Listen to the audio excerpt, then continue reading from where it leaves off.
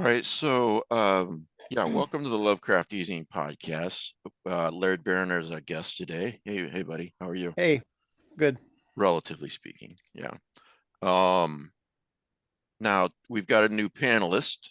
Before we go any further, Tanya Ransom. Hey, Tanya. Hello. Uh, Welcome. Thank you. who the hell is Suzanne Simborski? I think it's in the name, Suzanne Samborski. That sounds probably right. Yeah. So you've got two podcasts, right? Oh, that's John Lane. I do. My first podcast is called Nightlight. It's all creepy tales by Black writers written from all over the world. Right. And we have paid our authors and voice actors since day one, and we are very, very proud of that.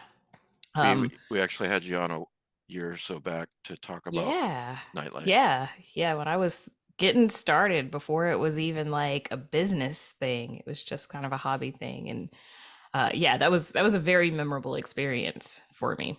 Oh, well, thank you. I was really excited to come on. Like, felt like, I've made the big time.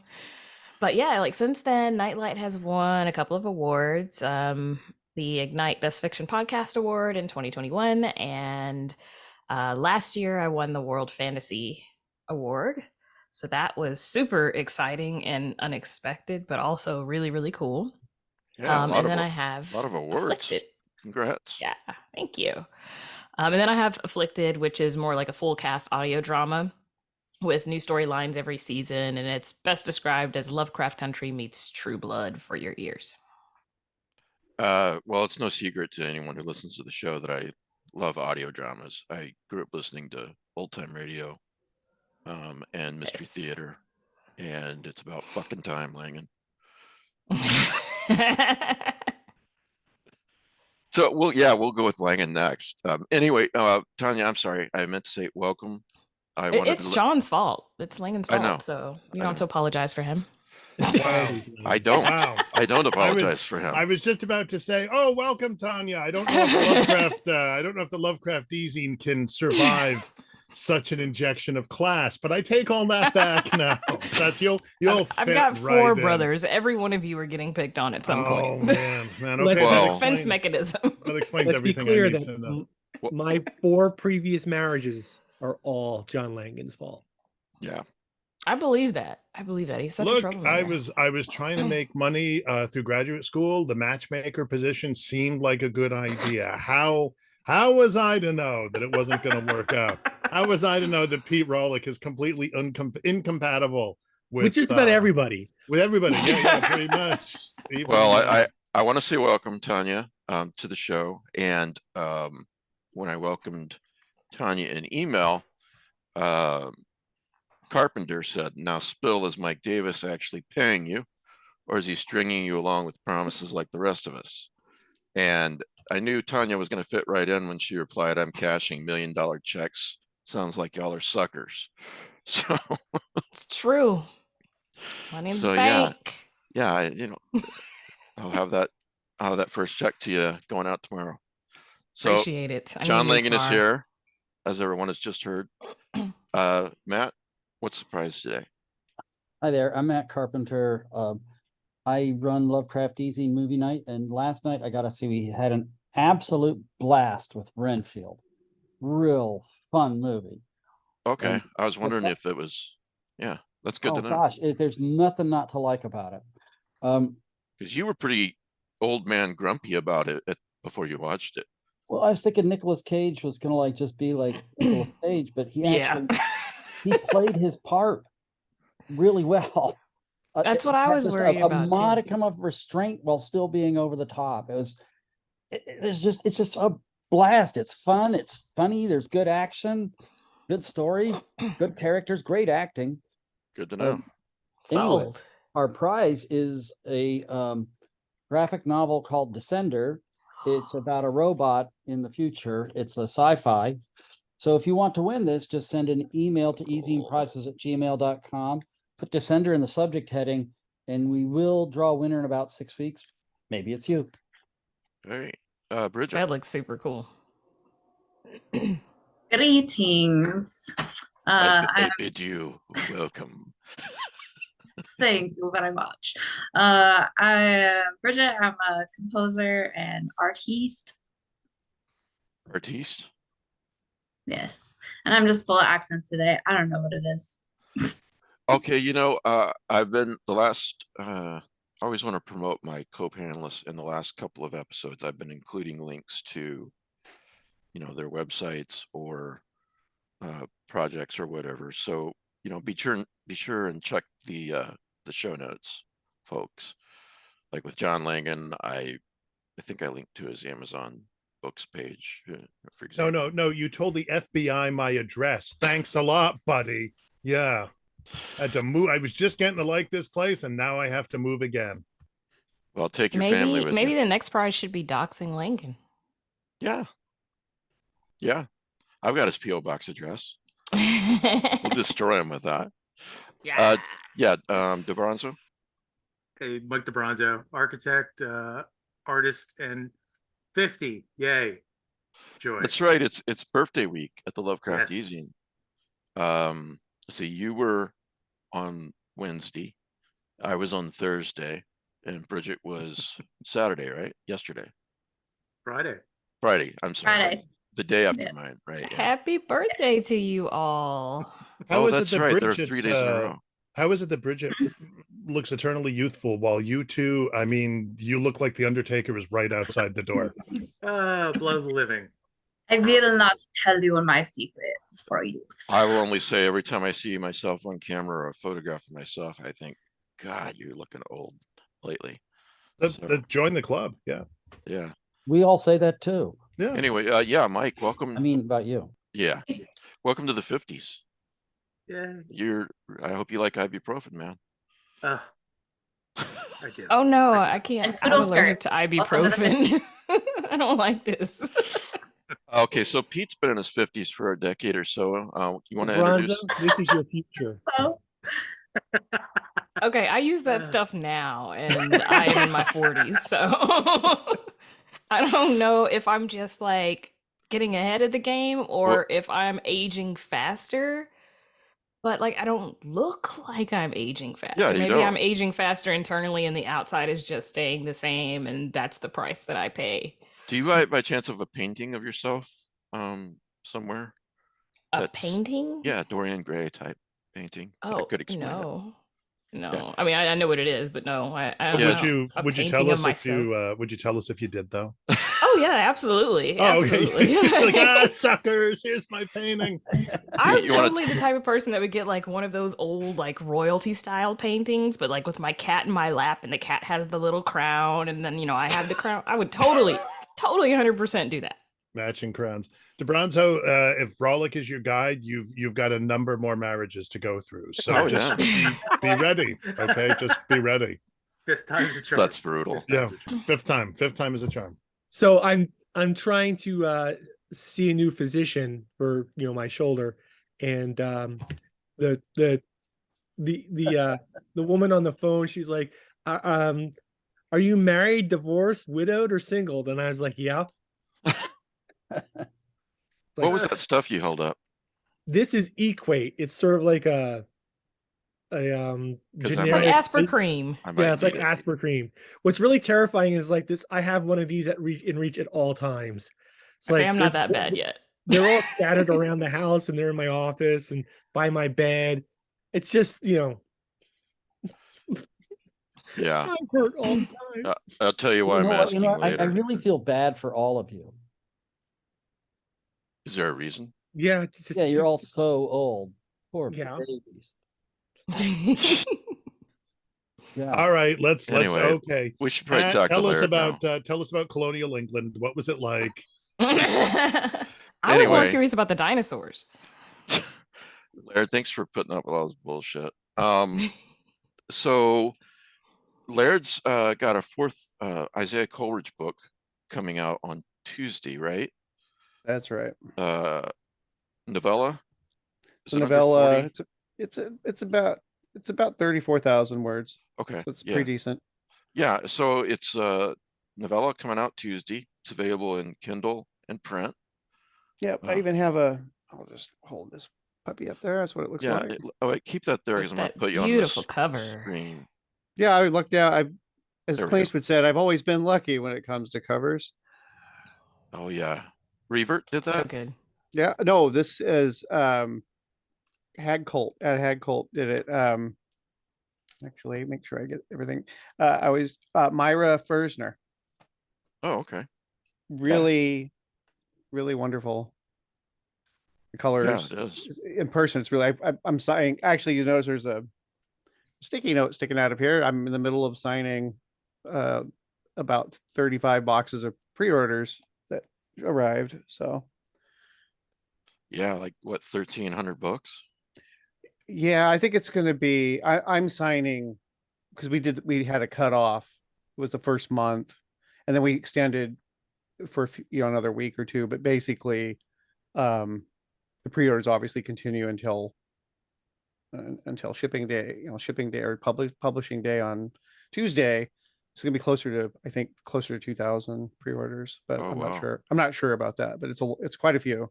Yeah, So a lot of people want you to sign it. right, and I'm like I said, I'm signing basically before the cutoff date was a few weeks ago, so I'm signing around 1,200. I'm Um, about 3/4 of the way through it. I'll be done tomorrow or late tonight, something like that. Yeah, I think, and then Dan's going to send you my 18 or so, right? Right. Yeah, for There'll be, my and also patrons. people approach me privately, DM me, and I'm always willing to sign stuff for people. So Yeah. send me books, I'll sign them. And I just want to quickly say I really appreciate the really overwhelming response to the novella, all the pre-orders, because generally speaking, in my experience with my stuff, it sells. There's been a couple books, the pre-orders were the wave of sales throughout the life of the book, but actually a lot of times my stuff just sort of steadily sells over time. And so this was a pretty darn big pre-order, and I appreciate it a lot. I appreciate that everybody got together and did that. Well, everyone was very happy that you made it through your health ordeal. Mhm. And for you personally, and I know because they'll be getting more books over the next several decades, hopefully. So so this is the fourth Coleridge book. Will you tell everybody kind of a rough plot summary? Actually, I'll read the back. Sure. Because actually one of the first times that I didn't have much input into what the copy was, and when I saw it, I said, "Oh, that's pretty close." Laird Barron's, actually it starts off, Isaiah Coleridge is back. Barron's crime saga makes a triumphant return, and the wind began to howl. An all new story set after the events of Worse Angels, which was the final or the third novel in the Putnam published series.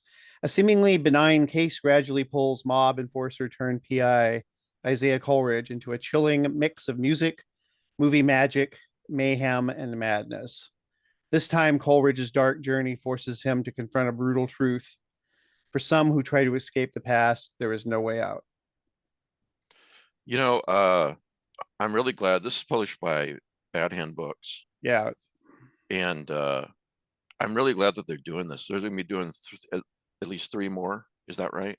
Well, I'm not really at liberty to say exactly what the plans are, but Sure. that there is that we basically have a handshake agreement on, and obviously it has to do with sales. Yeah. It has to be worth doing, which I think so far, at least there'll be a second one, right? Right. But it's sort of an ongoing thing. And I get to explore more of Coleridge's universe, or at least his niche in it. And I'm looking forward to that. It's really been a wonderful experience working with Doug. He approached me actually last year, in 2022, and we discussed it. And as it happens, The Wind Began to Howl was the last thing that I completed before I really. I had been ill for a while, and I was aware something was amiss, but not how serious it was. Yeah. And I actually, in the middle of writing it, I wrote it over a couple month period. I mean, it's one of the things I love about the Coleridge, even the novels. which are really only about twice as long as this novella, maybe a little over twice as long as this novella, only take 4 to 6 months for me to write. And normally I'm a very, very slow writer, but the noir Coleridge stuff just, it seems to flow easily for me. And I wrote it over the, kind of toward the end of last summer. But I was getting very worried because I was having a hard time concentrating, just having a hard time pain wise. And I, at the time I thought, I had allergies, which I do. I have terrible allergies. And I thought I was having some major, that my allergies had just gotten worse over the years, which is also true. And that I was going to basically maybe have some kind of pneumonia or something like that, possibly. And it was going to impede the progress of the novella. And so I worked really hard to get it done. But it was the last thing that I did. I got it done early in October, end of September, something like that. And then about 3 weeks later, I just became deathly ill, and then more deathly ill. But that was the last thing. And I have to admit that when I was in the hospital before they operated on me, it was very touch and go at the time. And one of my big regrets is that I might not be able to edit the final manuscript. And he had the draft, and I talked to John about finishing the editing if anything bad happened. But luckily, and I was like, one word, musical, and that gave Laird the strength to pull through. Yeah, the terror. No, and I just said, you have to, don't delete the paragraphs. We have to have paragraphs in this thing. But no, Ouch. that was the big project that I finished, and then I was in the middle of a bunch of stuff. I had short stories I was working on. I had the beginnings of a novel, which is what I'm working on now. And that all just went by the wayside from basically October through into March. When we were talking in the hospital, I don't want to reveal, anything that friends talk about, but would you want to discuss, you said something to me about when you thought that you might pass, you might die. It really struck me what your regret would be if that happened. And it wasn't like fear of death or anything like that. It was about the writing. And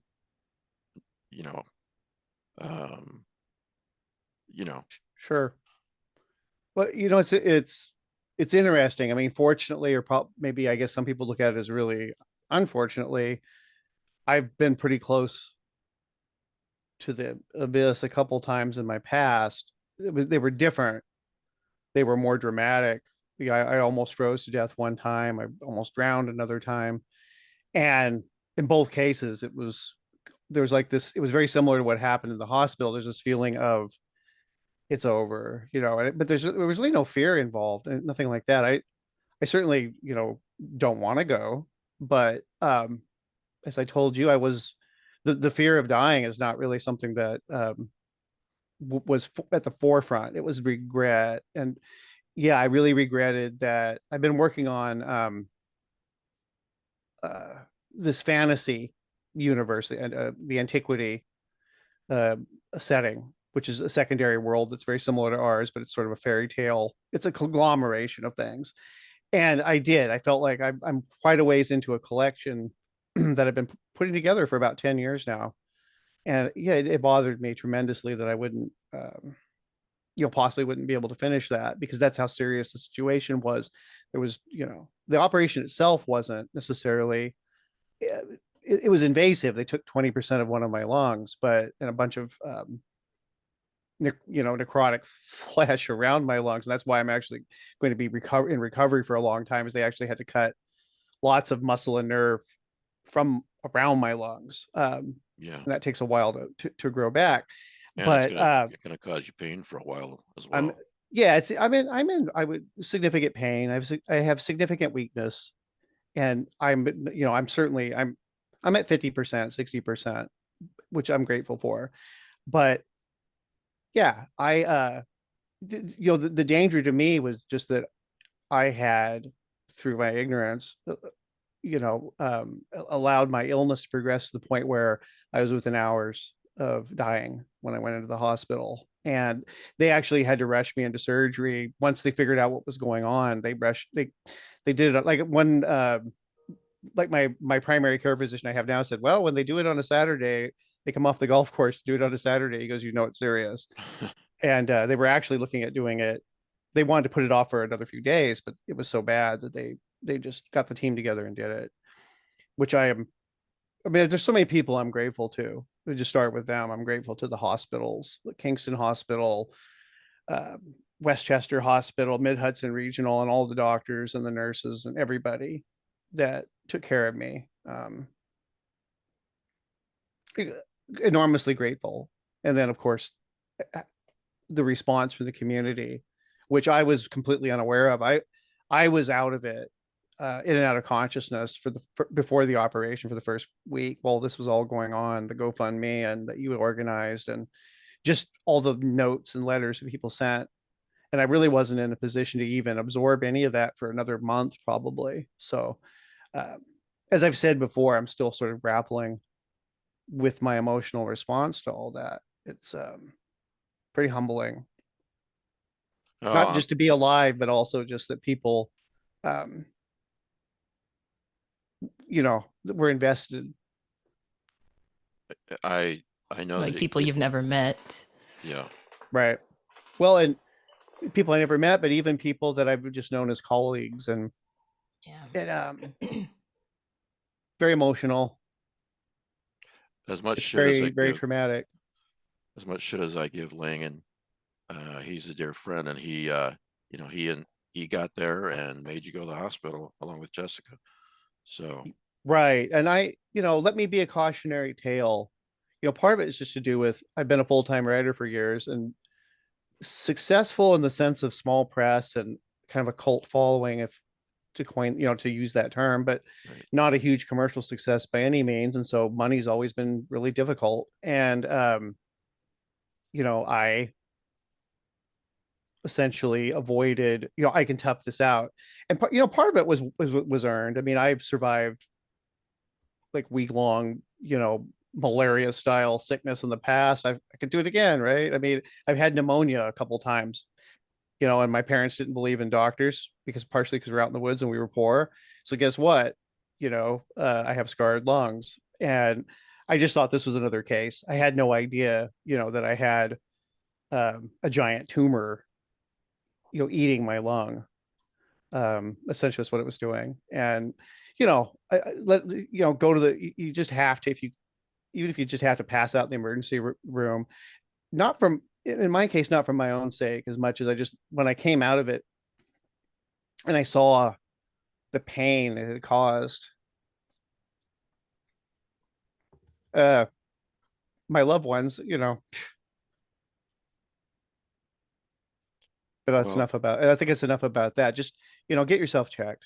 And it's, you know, I had to go in there to the emergency room, and you're right, John and Jessica dragged me. Well, I think, and some of it, you know, is the classic frog and, you know, slowly boiling water. Yeah. You know, just this is the sort of thing that it just kind of crept up on you.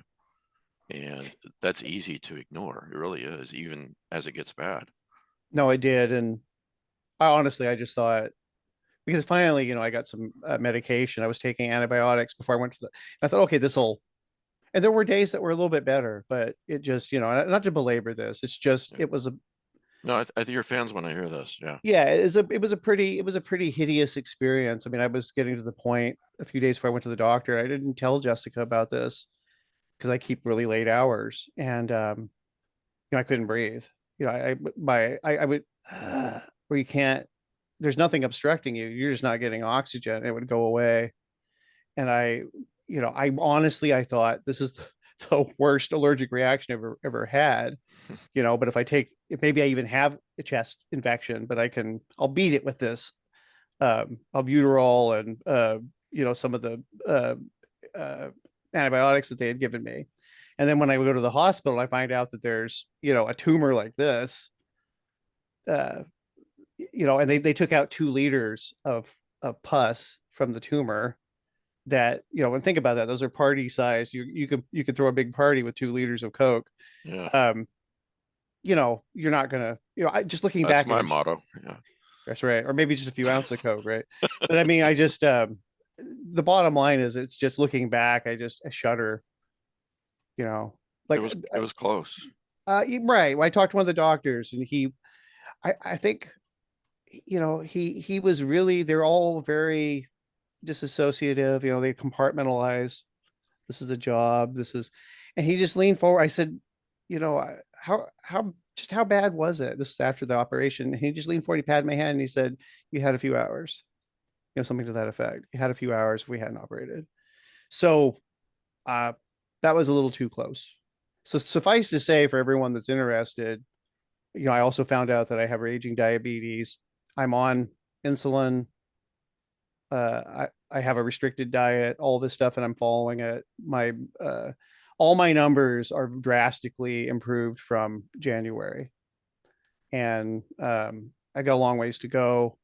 Some of this stuff will be lifelong problems for me, but I'm committed to, you know, to what you said earlier about more decades of writing. You know, who knows what the future holds, but it won't be because I didn't take my, you know, I won't have a problem because I didn't take my insulin. The wind began to howl. There's a line from Coleridge after he gets into a fight and doesn't do quite as good as he used to when he was younger. He's like, why does everything have to be so goddamn hard? Like, it's the mantra of all of us who are getting old and sick. I think so. There's something to be said there, isn't it? You know, like when all of us, because we're joking about getting older right at the beginning of the podcast, right? But it does suck. When you're in your 20s, there are a lot of things that you can kind of tough out, you know, for whatever reason. Just you're an idiot, right? But you can get through it. Your body's it's young, it's strong, you know. But the older you get, the more you do have to take care of yourself. And I mean, this is like a public service announcement, but so be it. You know, writers, especially if you're trying to make any kind of living as a freelance writer, I mean, insurance wise, forget it, right? I mean, it's really expensive and it's really difficult. Don't let that stop you from going to the hospital. There were programs in place. There were things that can be done to and as help Melissa, go on. I don't mean to interrupt, but I just no. Melissa, our co-panelist, who's a nurse, said something like, "To hell with them, they'll write it off." Yeah, you just need to go to a not-for-profit hospital, like something it's usually particularly like religiously run. They usually have funds, and as long as they accept public funding, they have to provide you care. They don't have to write it off, but most of them will, especially if you don't have insurance. That's good to know. Yeah. And so I think that and the thing is, we don't know this, right? I mean, like I didn't know this, right? I mean, I have health insurance through my wife. So I was like, oh, thank God, you know? But I do think that what happens to a lot of people is we have this idea that either you're in the healthcare system or you're out of it. And if you're out of it, you're screwed. And that's kind of true, but it's also not kind of true. So I'm just saying, you know, and one more thing, the $2,000 bill that, let's say, you have to pay because you go to your urgent care and they do x-rays and they give you medicine, and that is far preferable to days in intensive care. So it's hard. And believe me, I understand. You're like, oh my God, but rent and groceries, and I totally understand. And it's horrifying. What is it, like 30% or 33% of GoFundMe's are medical related. So I mean, I'm not saying in the USA anyway. Yeah, it's not a great situation, but still take care of yourself. Go to the doctor. I'll just add one more. I'll add one more anecdote, and then we can talk to Laird about his book. But this is all really important, as Laird said and John said. And I went to get a biopsy the other day, and I'd been quoted like $500, and I got some help with that. That was wonderful. And we sat down, and she's like, "Okay, so here's what you're going to owe today." And she actually wrote it on a piece of paper.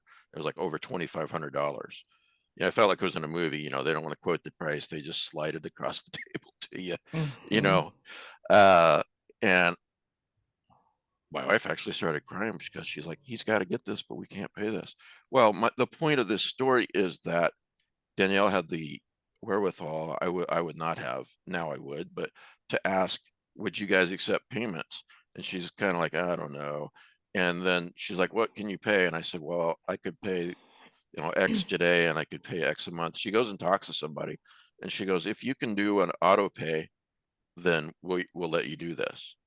I was like, yeah, I can do that, especially since they let me do whatever day of the month. So I did it, right after Danielle's paycheck, the day after, so that it would never, bounce or anything. A lot of them too will give discounts if you pay up front, and sometimes those discounts can be pretty hefty. So like, do the math on whether you want to put it on a credit card if it's going to save you enough money. A lot of people do that, but your comment, Langan, about urgent care, they're far less likely to write off. I used to work in healthcare, so this is how I know all this stuff. Okay, sure. Urgent cares don't really, they do write off stuff when people don't pay, but they're much more likely to hound you for the money than an ER is. So if you do not have insurance, and they can also turn you away, urgent cares can turn you away. Right. If you don't have insurance. ERs cannot turn you away. If they are accepting public funds, they have to take you.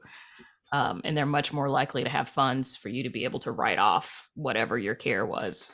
Yeah, and I think that there are like one of the things that came up while Laird was in the hospital, all sorts of people would message me, Facebook messages, whatever, Twitter messages, and they would be like, hey, there's this program, there's that program, there's this rule, there's that rule. And depending on the hospital, or depending on the billing department of the hospital, maybe, to be fair, these things are not necessarily they're not necessarily going to tell you about it, so. Oh, they definitely won't tell you about it. You have to ask. Yeah, exactly. I think that you have to ask you, and it's difficult, right? Because I myself, my younger brother's a doctor, we're taught to be sort of deferential in these kinds of situations. And I think sometimes you have to be firm and say, no, I can't pay that. And what are you going to do? How are you going to help me? That's what they're supposed to do. Yeah. Last thing I'll say is to everyone who messaged John and messaged me in whatever format, email, Facebook messaging, Twitter, thanks to everybody who did that, offering suggestions and tips and help. I tried to get back to everyone who got to me. I don't think I did, but I appreciate them all. I know Laird does. I know John does. So that person who offered the blood sacrifice to Dagon, I guess it worked. Yes, absolutely. I just like to add one thing to this. First of all, to echo that, everybody who wrote, especially a lot of the stuff was all being filtered through John or Jessica M or Mike, but thank you to everybody. And I have a mountain of postcards and letters that I'm going to I hope to physically respond to all of them at some point, but I just, I really appreciate that. But there's one more little thing that I would, maybe a big thing that I would add to this whole health conversation. And this applies to anybody, but this is a writer, this is maybe to writers, have a will. I had a will and a power of attorney a few years ago, and you can get the cheap will. From what I understand, that works just as fine. The $90 download it, but I actually went to a lawyer a few years ago and I spent the good money I had at the time and got a good will put together, a comprehensive will, and it was also estate. Not that I have much, but I just wanted my loved ones to it's very simple to say, I'll leave my earthly possessions, but what do you do with your stories, your intellectual property? And I think Neil Gaiman, you can look him up, and estate planning, and there's like a really neat form that they kind of like a boilerplate that they laid out. If you have nothing else, try that, but you should have something. That was one worry. It's one worry I did not have. That's good. That basically the people that I intended to leave things to would get those things. Because you do not want your novella turned into a musical. And make sure, like you mentioned, power of attorney. Let's not be hasty. No, just crush my dream. Okay, that's Bridget and I had a little something worked out. I was like, Bridget, come on. Bridget was like, oh, I've got some ideas. It's going to be Wants good. more with There's going to feeling. be a fugue involved. From what I Well, it understand- is Oh, Barnhouse. The Barnhouse Lots of boys. fugues and fugue Yeah. states. Yes, I don't know what a fugue is even, but I was just like, that sounds so Mm-mm. cool. Can we have a fugue? And Bridget was like, I got you. I mean, from what I understand, the Spider-Man musical, I mean, it only ran for 3 days, but it made money, right? Yeah, we actually reached out to Bono, but it didn't. He was not interested. So No, we had to there's- go with Garth Brooks, but it's There's okay. music actually. Music is actually part of the story. The wind began to howl. Segue. And yes, segue. Thank you. Very nice segue. And Bridget might have. I mean, she's very talented, but I think anyone, even Zimmer, might have a challenge with the Barnhouse brothers music. So yeah. Challenge accepted. Yeah, there you go. Who wants to start with this first? John, do you or would you like me to? No, I mean, okay. So one thing I thought about is that without giving anything away, at the end of Worse Angels, if you had written no more Coleridge books, that ending, it's ambiguous enough that people could have said, oh, okay, this is where the highway ends. And I don't know, was that on purpose, or was that like it just happened? As I was writing Worse Angels, there was every real chance that they were not going to renew. Putnam wasn't going to renew for the 4th, 5th, 6th books. And so the ending, it's kind of a little, as you like to say, a little column A, a little column B. I wasn't really hedging my bet so much as I just wrote the ending that I wanted to write and leave it open to interpretation about what was going to happen. And I'm a firm believer in, the parallel universe theory. In one universe, something bad happened, and in another universe, something less bad happened, and maybe another universe, everything was Roger Zelazny style. Everything was just fine. And so that's kind of what I was playing with there. I didn't know that there would ever be another Coleridge novel, so I thought, this is leave it on an ambiguous note. And Okay. if and it served many purposes. If that's aesthetically, it pleased me, but also just from a practical standpoint, it left the door open that, okay, there's no more, then you can just interpret how it ended. But if there are more, then obviously, it was a good ending, or something positive happened for them.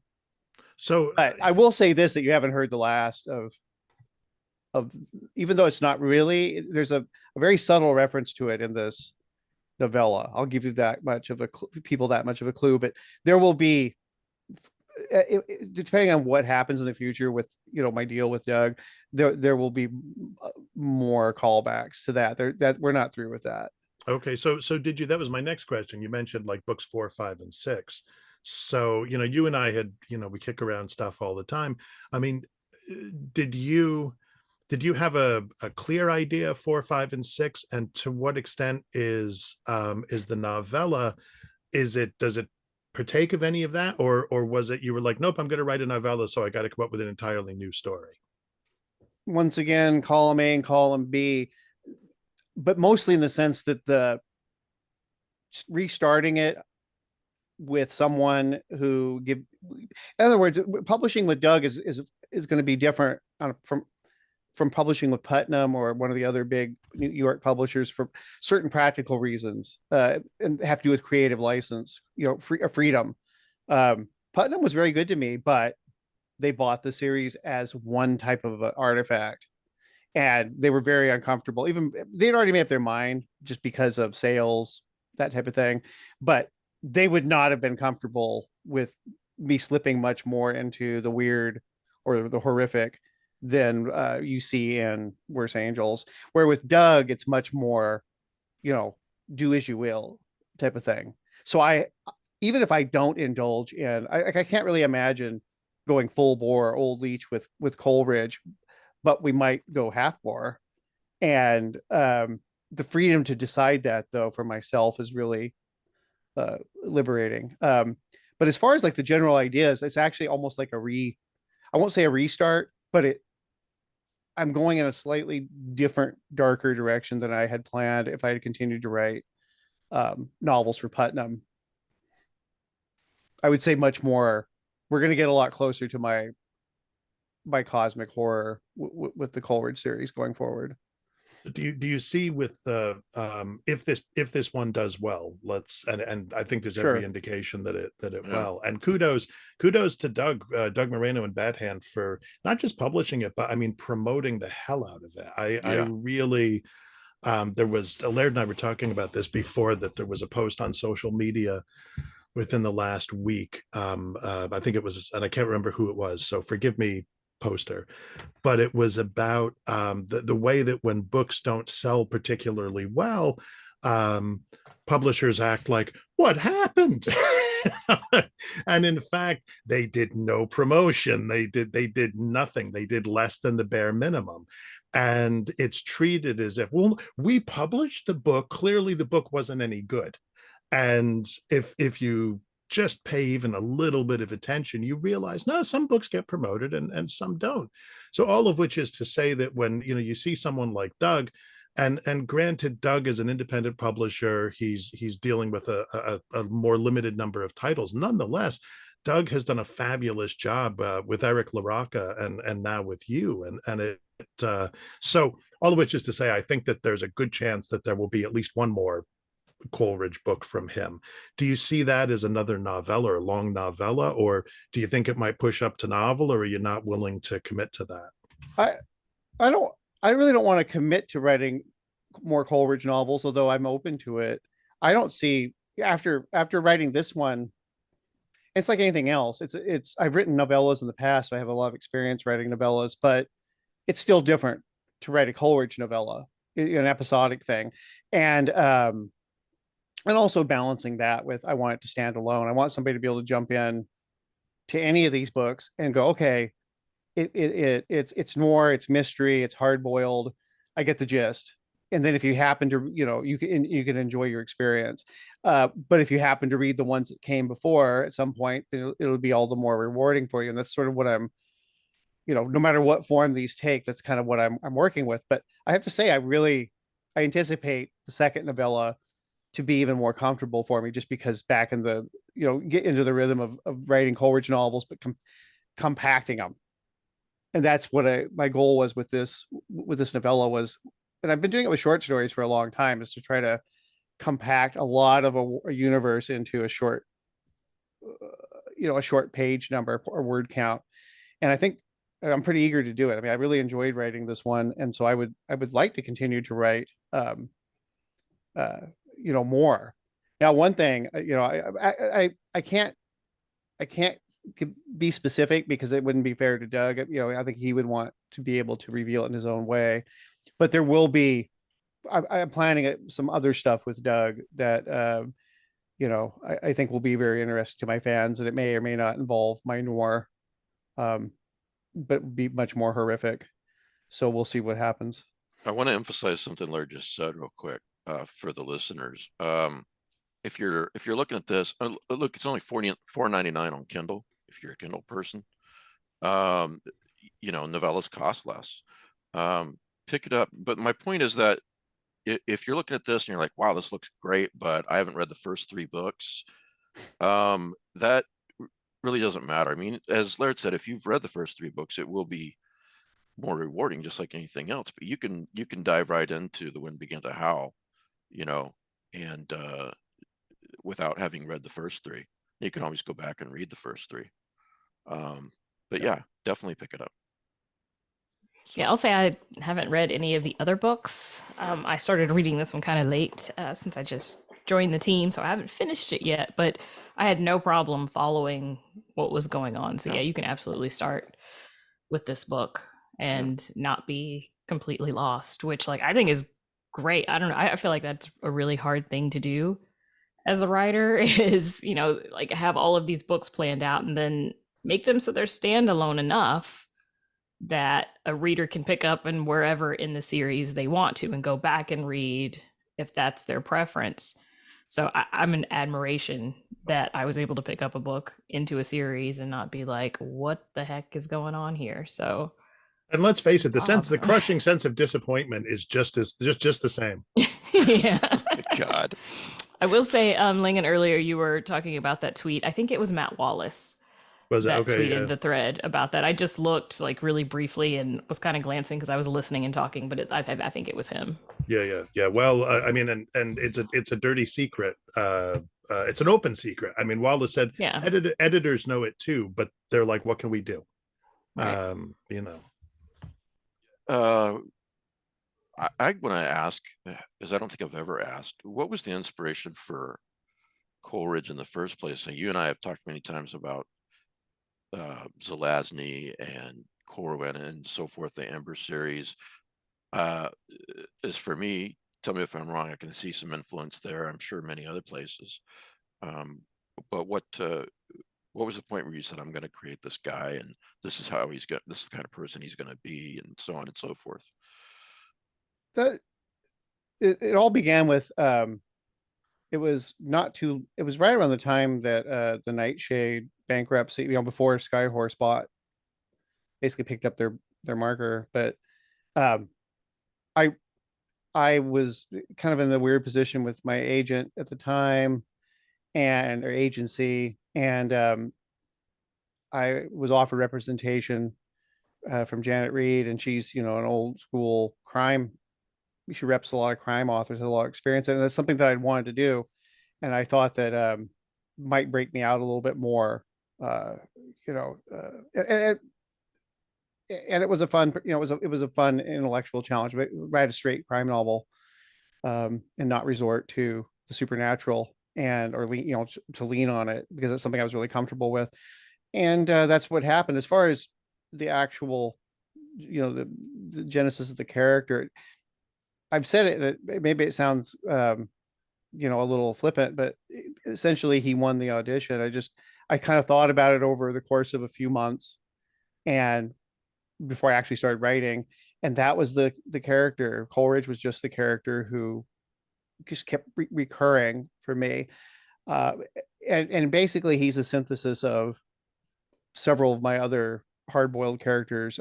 I kind of feel like he's in many ways the perfected version of a certain hard-boiled archetype that I've been playing around with, since day one. And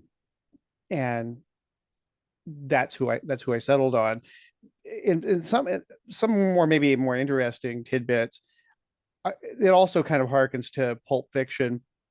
The character played by Samuel L. Jackson, Jules Winfield.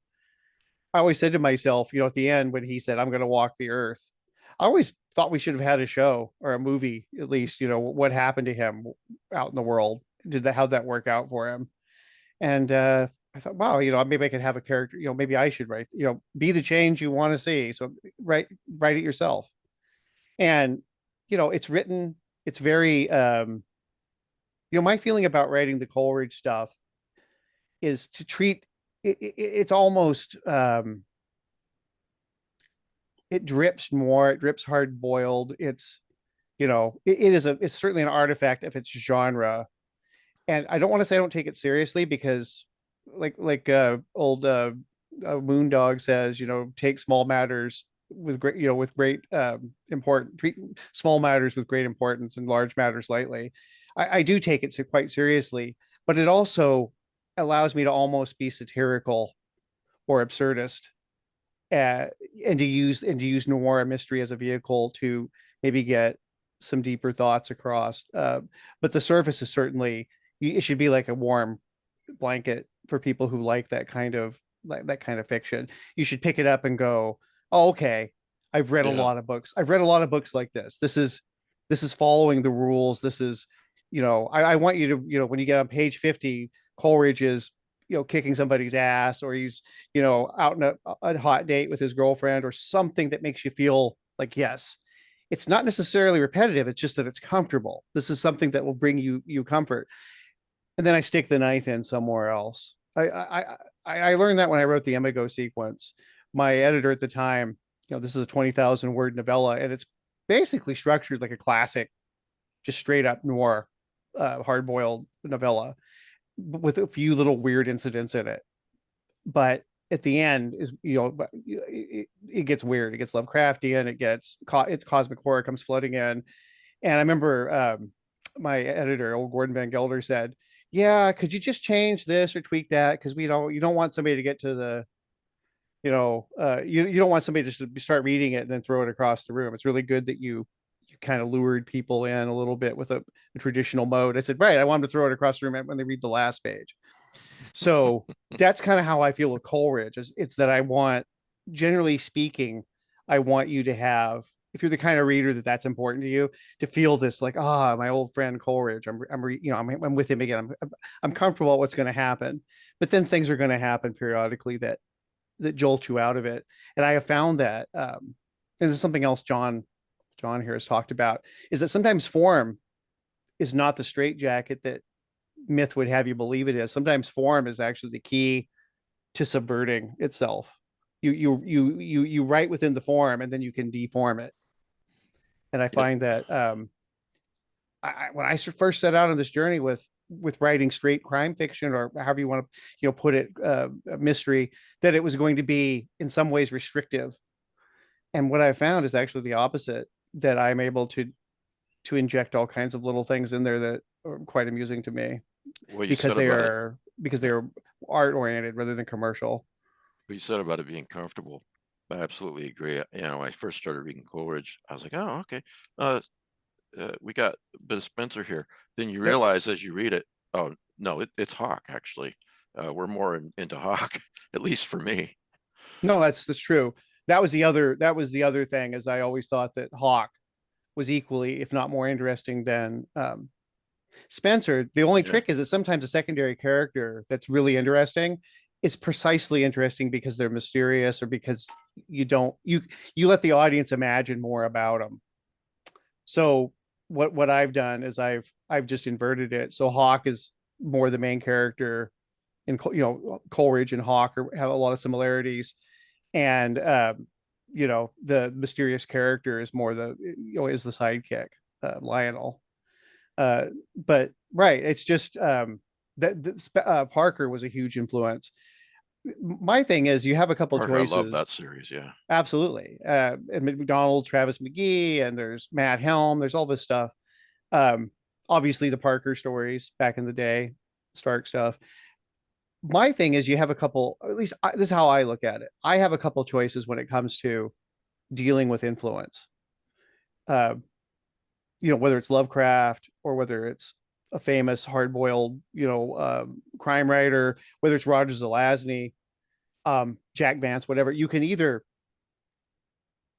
live in anxiety of the influence, or you can embrace it. And I've decided that no, lean into it. Acknowledge it, pay homage to it, and then the way that you pay it forward is that you make it worthwhile, is that you add something.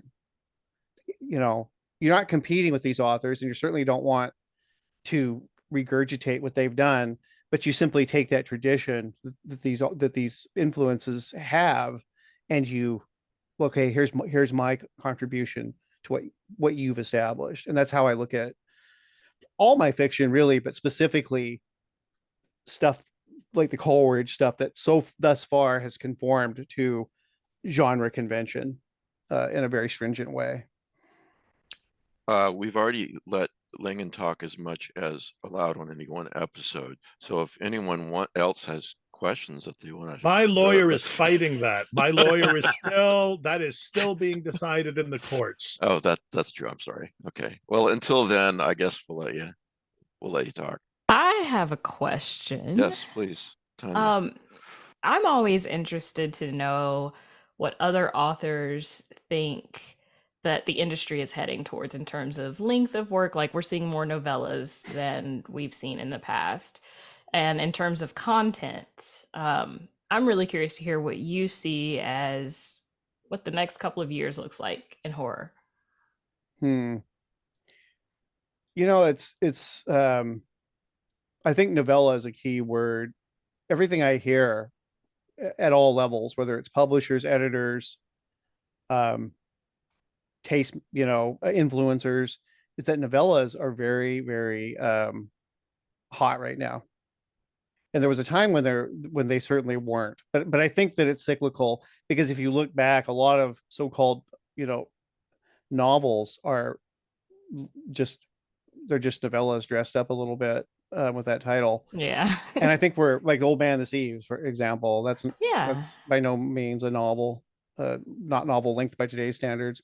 And there's a lot of stuff like that. Um, I I don't know where we're headed, but I do think that you're going to see, at least for a while, you're going to see a surge in novellas, and the fact that this has been successful. LaRocca's, they were here first, extremely successful.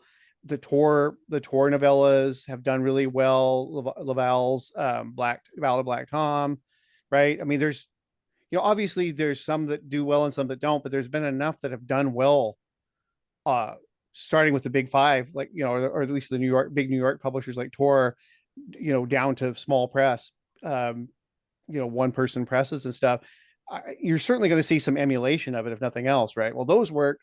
So even if it's not going to be a seller, commercially, if the market proves everybody wrong, or writers and editors, publishers wrong, you're still going to see quite a few published, I think, over the next few years, just chasing that, if nothing else.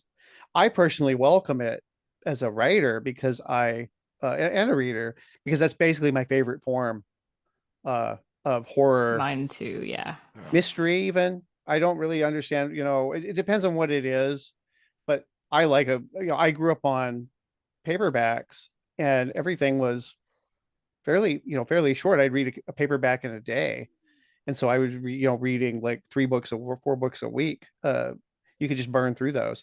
And even more contemporary stuff like Parker's, later Spencer novels, they all look like they're big fat books, but then when you break it down, you're talking, 70 to 80,000 word books at the most for most of them. Yeah. And if not shorter in some cases. John D. MacDonald, he's one of my very favorite crime mystery writers, and a lot of his stuff is just skinny little paperbacks. Travis McGee, none of them are long. No. And one thing I do try to emulate, I'm trying to learn, at least from those writers, is how to tell a story and make it rich, evocative, layered in a short span. There's nothing wrong with great length. It's just that I'm trying to recapture, at least for my own, for my own sake, what I'm interested in writing. I'm trying to recapture that sort of middleweight type of book that, punches hard. But it has to, because it's a middleweight. So I think we're going to see that. I don't know where we're going to end up the next few years, but I am very pleased to see much more diversity in horror fiction right now. I understand that it's a beginning. It's not an end point by any means, but I'm seeing it. And I think the small press, once again, the small press is to thank for whatever gains we make as a culture, artistically. I feel like the small press spearheads that, because they take chances. Yeah, exactly. Like Raw Dog Screaming Press just opened earlier this year for novella submission. So, there are a lot of, smaller publishers out there who have submission periods specifically for novellas, which I'm really excited about, because it's, my favorite form to write. It's my favorite form to read. And honestly, I think the flip side to that is that the internet has kind of reduced our attention span so much that it's much easier for us to hold on to a story that's in a novella.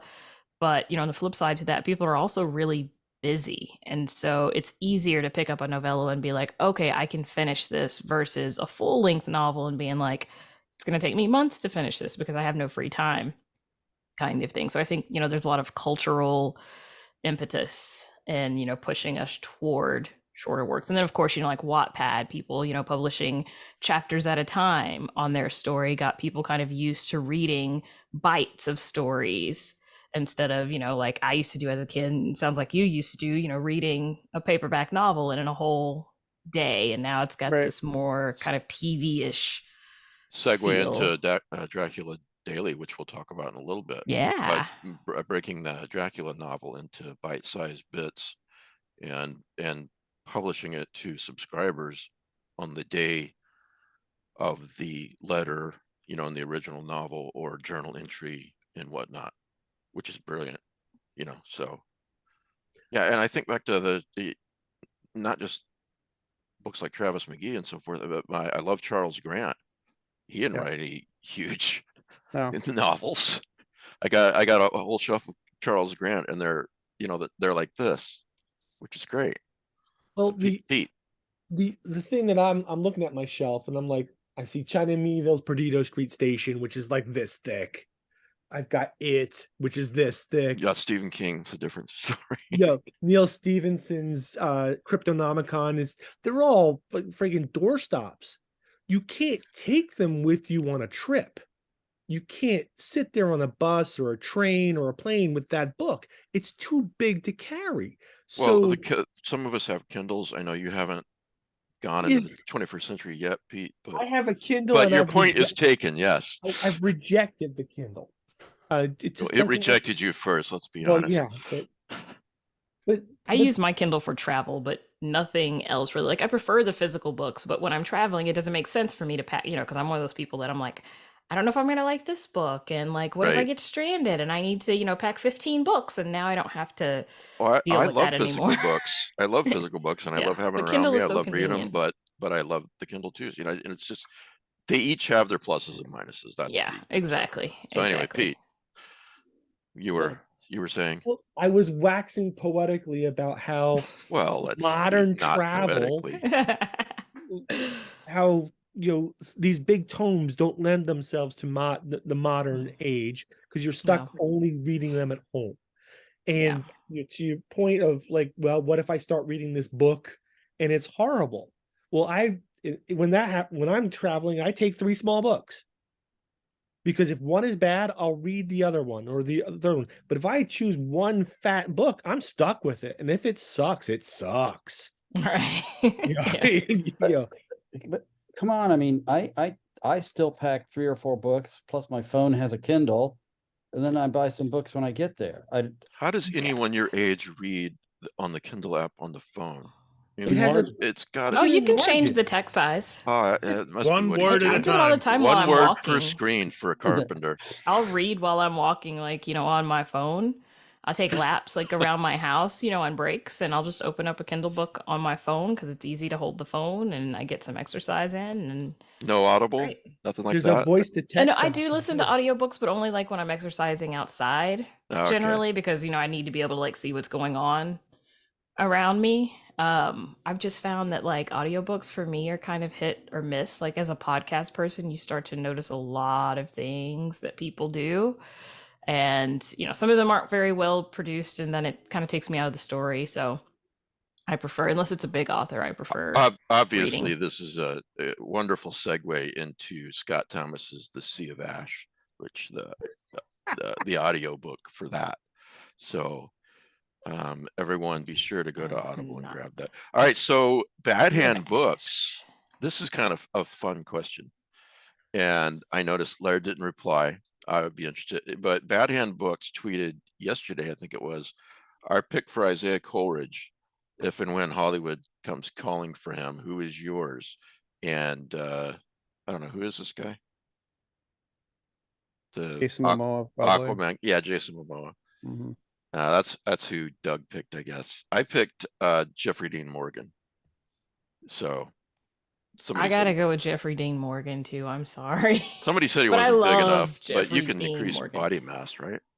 So yeah, Momoa would be, you know, of the A-list type actors, you know, famous actors, that definitely. But if you know, I also, if they ever fell in my lap and they said, okay, you go out and cast somebody for us, or you know, you get to sign off, I would probably look at the actors over in New Zealand and try to find somebody. There is I guarantee you there is some great actor over there acting in soaps or, you know, budget movies who would be perfect. Because for those who haven't read the books yet, Actually, about that, there's that guy who played the tough guy in the Jack Irish series. Close to the right age. He's got a really good look for it. Kind of Oh, the LA Confidential guy? No, he was not that's the main actor, but there's a Maori guy who played a side role in the Jack Irish series. I thought he looked really good for the part. Okay. Well, for those who don't know, who haven't read the books yet, or thinking about picking it up now, Isaiah Coleridge is part Maori. Right.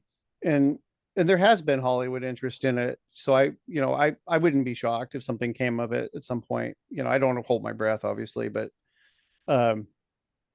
it's certainly not a far-fetched idea.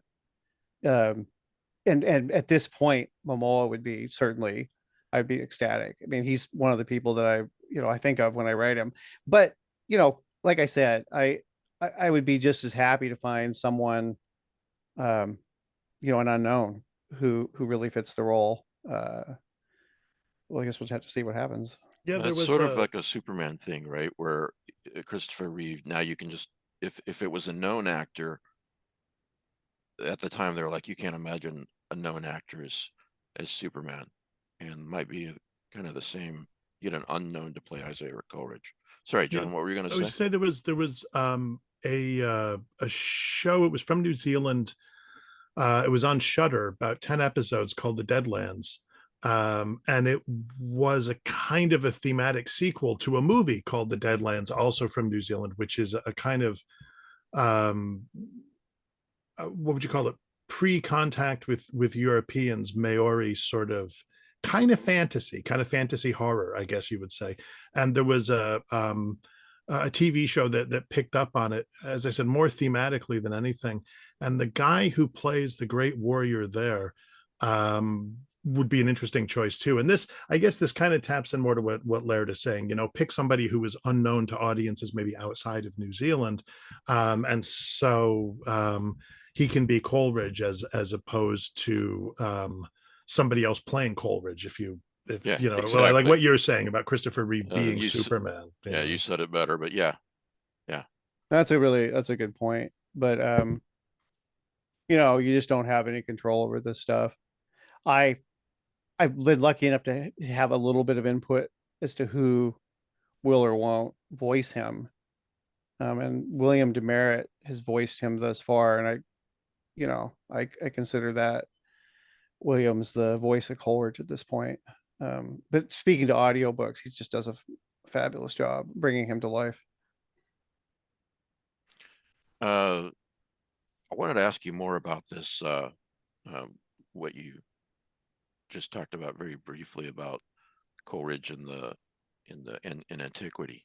Can you speak to that some more, or you want to keep that under wraps for now?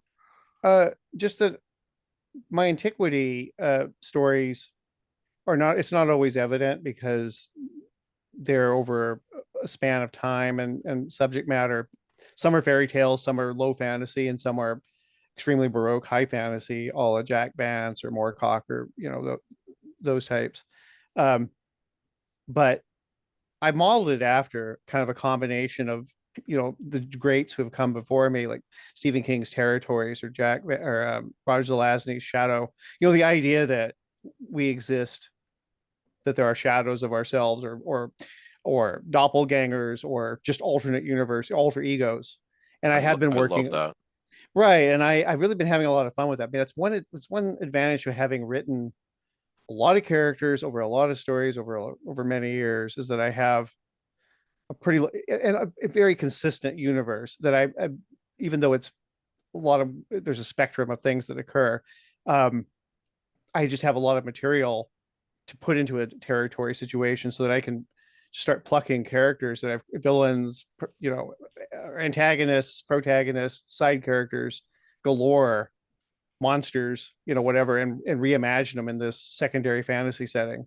And Coleridge and Robard are, I can say this, the novel that I'm working on, there's an ensemble cast. I pitched it to my agent as essentially it's the Magnificent Seven, meets Lovecraft. But or cosmic horror, but there are a lot of characters in there, but Robard, Lionel Robard and Isaiah Coleridge are middle-aged, for the medieval time period, right? So they're probably roughly the same age they are now, but they're getting decrepit. At mercenaries, a little bit larger than life, almost superhuman mercs who go up against the cult of the Leech. Oh, I look forward to reading it. Yeah, it's a blast.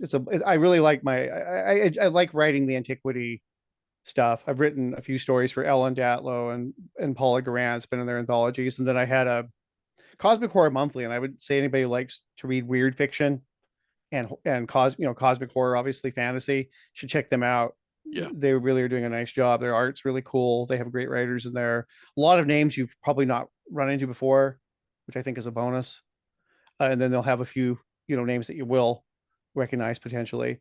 But I wrote my first Robard and Coleridge antiquity story for them, and it got a really good response. And I enjoyed the hell writing about it. I decided that I wanted to do a novel featuring them in that setting. I missed that one. I knew that you wrote a story for them, and I knew it was Coleridge, and I kept meaning to grab an issue. I'll do that now and read that. Looking forward to it. Yeah. Let me ask you, DeBronzo's got a question, but let me ask you a real dumb question first, potentially stupid.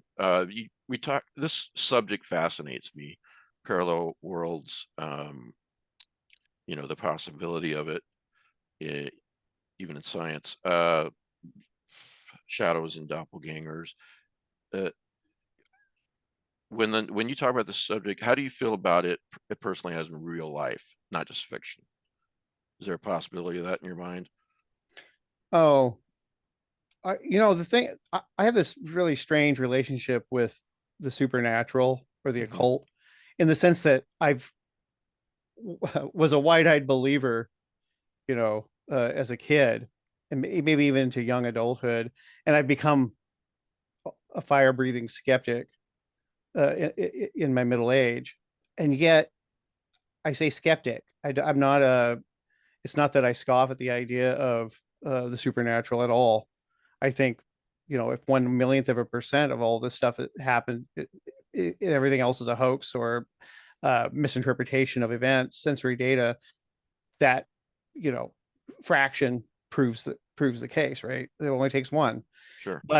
And so I certainly don't think I'm smart enough to, or worldly enough to have those kinds of answers, whether these things exist. But I'm much, I certainly cleave to show me the evidence, and then, we'll go from there. When it comes to supernatural, I find that sometimes the natural explanation is far more chilling or fantastical than potentially the supernatural explanation would be. And in the case of doppelgangers, whatnot, I don't know what is going on there, but I've certainly, had one for decades. And whether there really is such a thing as a doppelganger, or whether it's this strange psychological phenomenon that people experience, to me is of equal interest. In other words, right. Whether there's this naturalistic explanation for the fact that people have seen me and swear to having seen me places that there's no way that I was, whether that has a supernatural explanation, or whether there's just this aberrational psychological explanation. To me, that they're both fascinating. But in my case, yeah, I've since my late teens, I've had people on multiple occasions, they've seen me. And, I used to say, well, they must have seen me or seen somebody that looks like me because of the patch. And now, of course, being a skeptic, I'm like, maybe the patch, though, is something that triggers the the Filoni, basically the fallacious eyewitness testimony, is they're remembering the patch as if it's a memory when they're just simply seeing it now. It's kind of like when I'm signing these 1,200 books, I'll go, Joe Snodgrass. Oh wait, I just signed Joe Snodgrass. But in my mind, I'd already, because I'm signing so many, that was something that either hadn't happened or it happened a long time ago. It's something that happened to me in the hospital, actually. This is maybe, I don't know how interesting this is for people, but for me as a writer, it certainly is. You cannot trust your perceptions. Right. That's why I am so, I understand when people say I saw a Bigfoot, and they are legitimately, they're not, I'm not saying that they're, addled or that they're lying or anything else. I'm saying that there's a lot more obvious explanations than you saw a saucer and were abducted, or you saw a Bigfoot or whatever. I People don't actually realize how much your brain can play tricks and does. Well, play here's tricks. something insidious. Yeah. When I was sick, this started before I went to the hospital, and it was increased because I was on multiple medications in the hospital for 5 weeks. I would have dreams that were so vivid. They were, because my reality was always pharmacologically skewed, that there was not a lot of distinction between dreaming. You couldn't always tell when you were asleep or awake. You couldn't trust that. But I would have dreams that if I lie on my side a certain way and cough, I'll cough the rest of the stuff out of my lungs and I'll be fine, or et cetera and so forth. I would dream conversations. And that was the insidious part. There was one stretch where I thought I'd had a conversation with John, and it was something ridiculous. And then it took me hours and hours of being awake the next day to remember that had been a dream. Usually you forget your dreams. My dreams were supplanting my reality. I actually thought it was a real memory instead of the memory of a dream. People would visit me. It was. I've just convinced him that it was a dream. No. Well, there could be all my friends are, in on. He did sign those papers. That's all I'm saying. Musical. So even when some of my more sincere UFO chasing friends, my occult chasing friends are like, I dreamt that a demon sat on my, I woke up with night terrors and something was in the room with me. I'm like, maybe. Yeah. Maybe, but I have personal experience with. I mean, it's equally anecdotal, but I think the medical community has done a little bit more research, than we have. That corroborates you can't trust your lying eyes. Yeah. Or your lying ears. Once I woke up, I was woken up by the sound of someone like vomiting in my guest bathroom. Like I heard someone set down their keys, heard vomiting. I thought it was my husband at the time coming in, and he was sick. And so I got up to check on him, and nobody was home. And I heard it clear as day. Like I knew it was real. And I ended up talking to like a doctor about it, and they were like, oh yeah, like sometimes when you're waking up, your brain like creates these auditory hallucinations. And I was like, wait, what? Like, so I can't trust anything from when I first wake up. And you just listening to what you just said, when you're talking about your husband being sick, your brain just readily supplied all the details that were missing to make it a good story. Yeah. To make it credible, a credible reportage. As Carl Sagan said, extraordinary claims require extraordinary evidence. And, a couple things. I love thinking about this stuff, as I said, but the word skeptic gets a bad rap. What it really means is as Laird said, show me, show me the evidence, and I'll believe the moon is made of green cheese if you prove it to me. But if you have anecdotal evidence, I'm not going to tell you you're wrong, but I'm not going to tell you you're right either. Like I said, I've had enough stuff happen to me. I don't scoff at anyone. Yeah. And I simply, the way that I grapple with it, the really weird stuff, is just that it doesn't matter what the explanation is. It's equally interesting, because a lot of people get invested in, it's got to be the occult or it's got to be supernatural for it to be interesting to me. Like, no, I had something in this office right here a few years ago. The dogs ran out of the room. There was a crash. I looked over, it was on my blind side, so I didn't see it happen. But I look over, and there's a lamp on a desk, or on a lamp, like a little shelf, and it had been rotated like 90 degrees out from the wall. It was the only way to do it is if you picked it up and moved it. It couldn't have just rattled out, nothing like that. I have no explanation for that. But being a skeptic, I'm simply, I put a pin in it and I say, okay. Yeah, it's with okay more to say I information. don't know. Yeah, I think being a skeptic just means you don't supply the explanation. Yeah. That's all. I don't feel a need to supply an explanation for things. It's enough for me to simply say, yeah, I've had a lot of people tell me over the years they have seen me at night in an alley waving at them from a tree like they were working on trimming branches, on and on. It's enough for me that there have been at least a score of people over 25, 30 years who have sincerely testified to me that they've seen me places that I was not. And So- it doesn't matter what the explanation is. That's something that's going on that I find fascinating. So when I was a kid, the woman who lived next door to me, she's an older woman, she worked as a newspaper clipper. Not a lot of work for them today. Not a lot of no. This would have been this was in the 70s. So like she was a clip service person? Yeah. I thought you said it was when you were a kid. Yeah. So she would get hundreds and hundreds of newspapers delivered to her every day, and she would go through them and clip articles that people had paid her to find. And then she would mail them off. And every week she would come over and she would hand my parents an envelope, and it would be pictures of kids that she swore were pictures of me. Jesus. From all over the country. And, some of them were like... Every week? Yeah, every week she would like say, it's like, but it's just sort of like that typical American kid, right? It's just like the bowl haircut with the freckles and whatever. But yeah, it's just like, but some of them were like bang on. Like even I would look at them and like say, yeah, this is weird. It was the 50s. Every kid had a buzz haircut, so that's right. So there, but yeah, to go to what Laird is saying is like, there are all right. So I'll the other day my kids had a fundraising event where the school did like they brought 50 kids in and they all did math at this restaurant to get their grades up. But that's cool. I looked in and there's like 50 kids in there, but there's really only 8 kids in there because they all have the same haircut. They're all wearing the same kind of clothes. They're all dressed and they're all acting. There's like 8 different kids. There's 50 of them, but there's 8 versions. Yeah. That's absolutely right. Because I lived in my 20s, I lived in Seattle and I lived for a long time. I lived on Fraternity Row. I actually rented in a, where old Bundy used to lurk. I found that out. I was like, that's nice. But what I found is the fraternity bros, like I had 5-6 years to watch this close, the whole evolution of life with each season.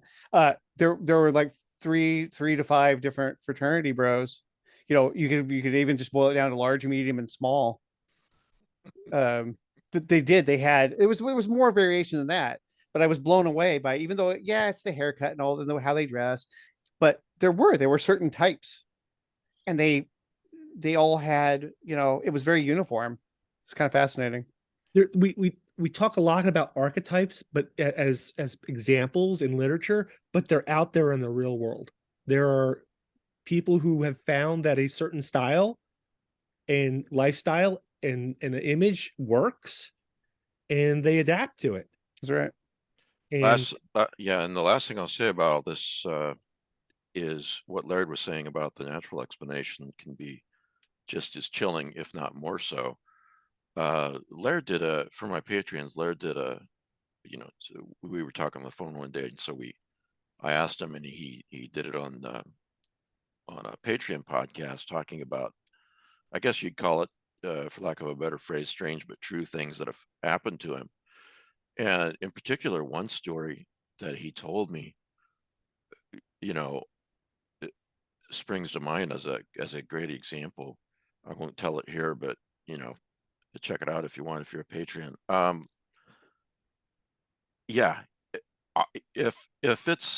If it's a natural explanation, it was scarier. I think you know which story I'm talking about, Laird, about the in the voice in the cafe or whatever. And yeah. Mm-hmm. Yeah. I mean, if a real person did that, wow. And how did they do that? I don't know.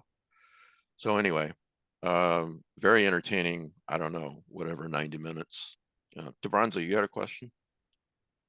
Yeah, but to build on that, it's Laird, when you're feeling up to it, would you like down the road, would you have more stories to tell for like those the campfire? Oh, probably. I did a thread on Twitter a few years ago. Well, actually, I guess a couple years ago. I don't know what possessed me. But I just every day in October I started doing it and then I just kept going. I just said, oh, I actually have a lot of stories. And I just told like weird little things that had happened to me, Yeah, that was really or cool. members of my family. But I'm thinking about actually putting that together and just like making like a little book out of it for sure. That would be cool. Elaborate on it. I'll that try to was- find that link for the show notes if I can. I took them down. Oh, did you? Okay. Yeah, I took them down because Very interesting. Yeah, you should do a little book. well, right, because they were, I think they worked as tweets really well, but I think like a short, like a novella sized book of like almost like a autobiography, but the weird things that weird but true things that have happened and to me or people that I know, there's a pretty strong Alaska theme to it, but some of the stuff happened, elsewhere, and some of it ties in with my writing. So I'm, I bet maybe of interest to somebody. So maybe I'll do it. Yeah. Mike. That actually wasn't my original question. Go ahead. It's more of an observation. It's like reading all the Coleridge books, including the new one. I just like that you've kind of not kept Coleridge in a bubble. Time moves for him. I don't want to give specific details but like in the latest one, things have occurred that have changed for him. He's, he pointed out he's kind of feeling a little older. And then when you get towards the end of the story, like he's in his natural element with all this violent stuff and the mafia and crime and being the PI. But when you add these other things that are occurring, he's not necessarily, I don't want to say not equipped for it, but it leaves a scar. Like it definitely affects him. That's something I really appreciated. Like Lionel's kind of Lionel, which I do appreciate too. He's just a constant in Coleridge's universe. Coleridge himself, he's kind of grown over 4 books. I just wanted to point that out. That's really cool. I enjoy that. I appreciate that. That's actually one of the little details that when I was talking about embracing influence, I embrace the structure of these authors that I mentioned and some of the notes and some of the traditions of the genre itself. But then, instead of it being episodic, like say the Spencer books, Spencer and Hawk don't change really. Yeah, they never age. Not over 40 years. Yeah. Is to balance that with, okay, I want some of that. I want the episodic, comfort of that. But I also feel like, no, I'm not going to write 40 years worth of Coleridge, most likely. I probably won't get a chance to. How about I plan on 10 or 15 years of writing Coleridge? 10 or 15 novels. I think initially it was 12, but something like that, a finite amount where there's a story told. And kind of have the best of both worlds, that the comfort thing, that there's these things like Lionel, he's Lionel, but that Coleridge, they all are getting older and they're also, things change you. Not overnight, but the cracks are showing. Yeah. And I really I don't want to punish Coleridge. But I do believe in the logical progression of things. And so maybe that's too much to ask for from a pulp, kind of men's adventure kind of a series. But I feel like to justify its existence and not just be one more on the pile, that the least I could do is do something that's kind of uncomfortable. And that is for him to become, in some ways he's superhuman, in other ways he's extremely vulnerable. And that's all goes back to the fact that he's not a tarnished knight. He's essentially, in many ways, if not fact, it sort of throws back to Achilles and Hercules and Odysseus. It gives them depth. Right, where the heroes are flawed. They're your hero if they're from your culture. If if they're from Greece, they're your that's great. If you're from Troy, that's not so great, depending on who you're rooting for. So the bottom line is that huge flaws.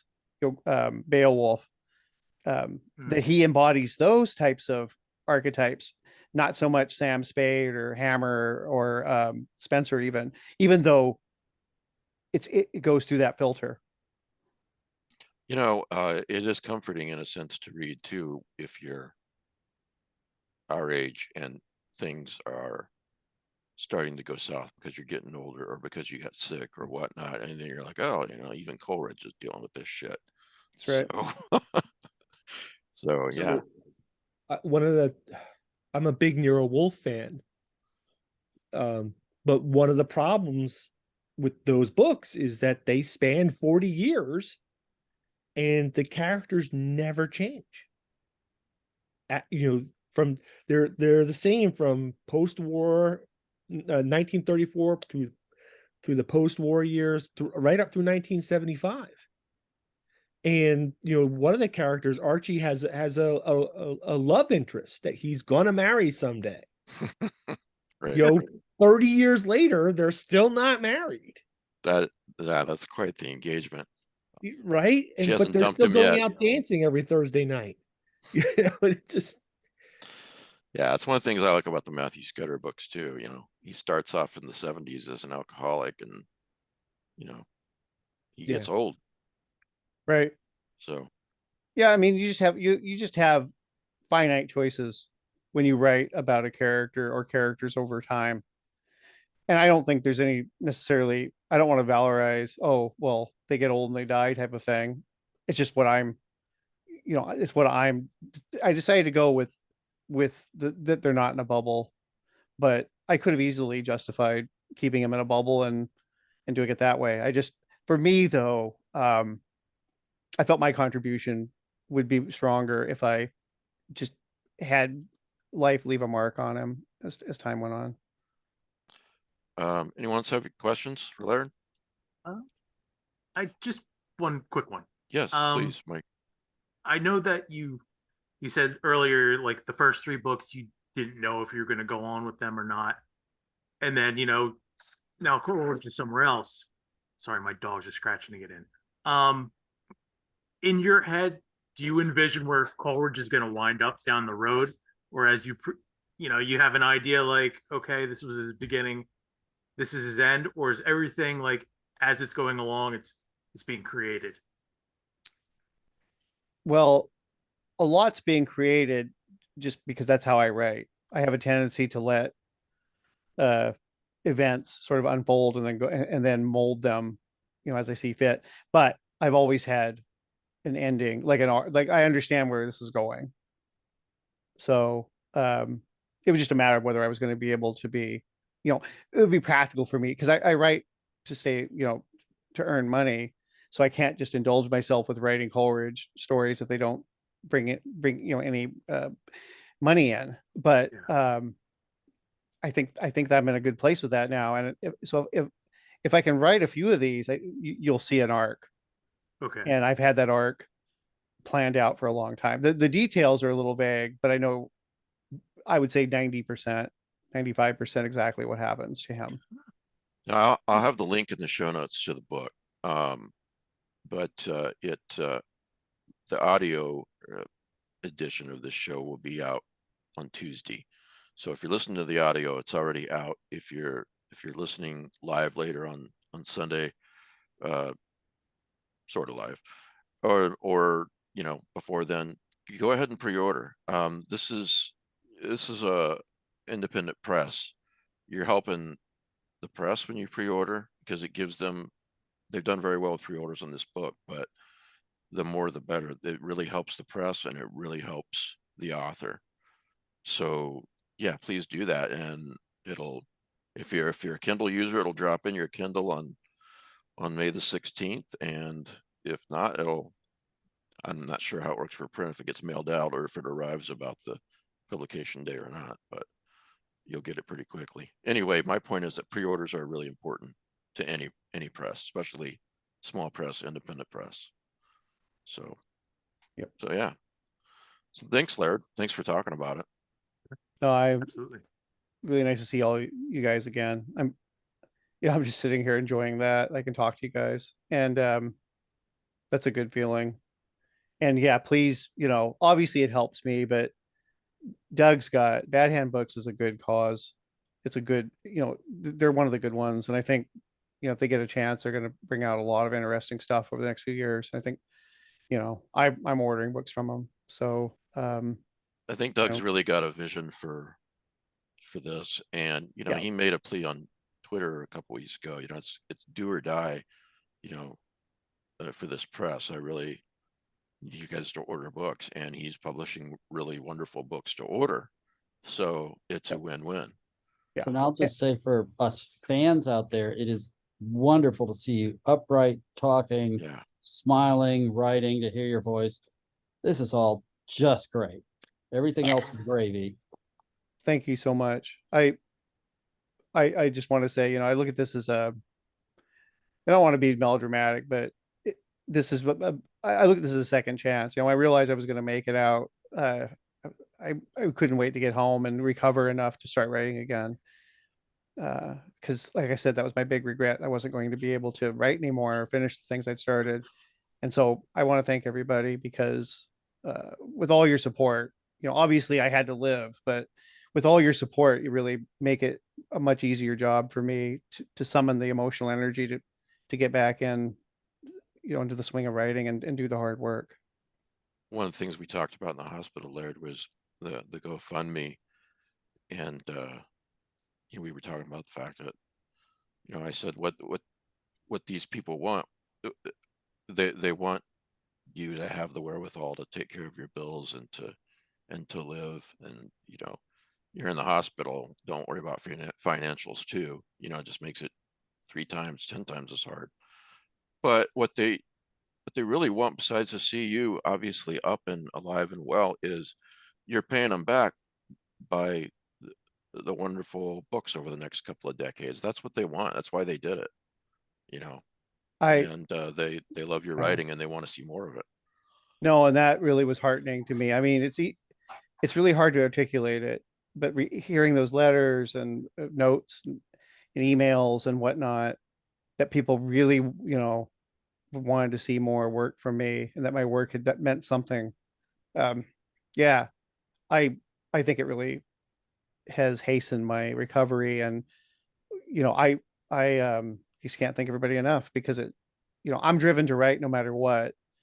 But I think we, all of us who are artists, know that it's a tough gig creating a lot of the time, and lonely, and just a lot of dredge work. But to know that people are in your corner and want to see more is hugely uplifting. It's sort of twofold, isn't it? Because the revelation that obviously people cared about you and wanted you to recover.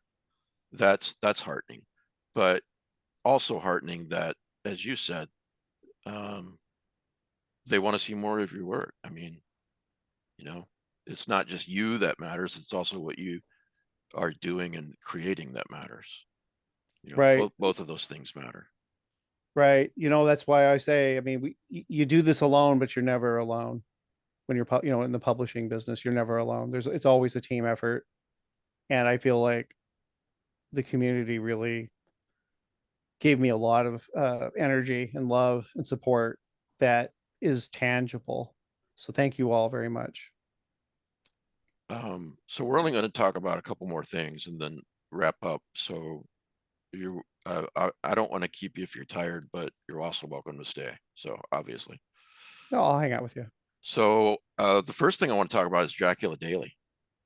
So thought Ben Handelman was going to be here because he explained this so well. I'll just read this post from him from last week. If anyone reading this has never read Dracula, and I would add even if you have, because I've read it several times that I'm doing this, this is a great way to do it. Dracula is an epistolary novel. It's told through letters and transcripts and newspaper articles that are dated.